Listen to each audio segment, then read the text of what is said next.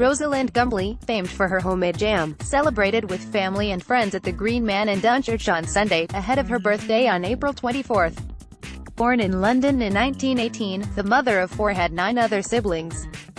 Her parents were both working in domestic service, so Mrs Gumbley had to stay with family for some time. In around 1925, when she was around 6 years old, Rosalind's father lost his job and could not pay rent. She said, "We were thrown out of the house because we couldn't pay the rent. It was hard to find a job in those days." Mrs Gumbley was moved to a workhouse, where she stayed for around 2 nights.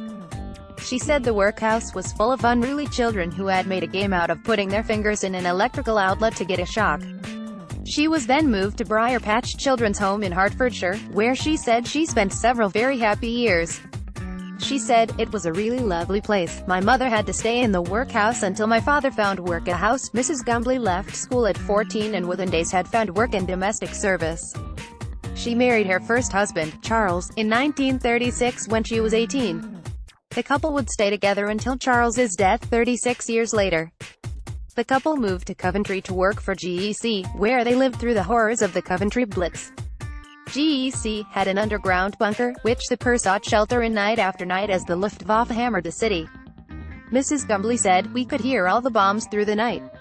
In the morning you could smell burning and there would be people among the ruins looking for their belongings. Some looting did happen. We took things day by day. You couldn't make any plans, you just carried on with your life until the sirens went off. We were scared, but we hated Hitler and there was a lot of fighting spirit. No one ever spoke about the possibility we could lose. I have thought about how we all survived. There was so much going on you didn't really have time to feel anything." Mrs Gumbley said the war brought one good thing, a sense of community. She said people made lifelong friends as they sought refuge in bomb shelters. She said, "There was no fighting in the shelters, everyone got along and people helped each other." Her husband had diabetes and, although he was given extra rations, Mrs Gumbley said she would sometimes have to give him some of her rations to keep him from getting seriously ill. They topped up their rations by foraging for potatoes and fruit. Following the war, Mrs Gumbley moved to Rugby. She married her second husband, Harry, in 1984.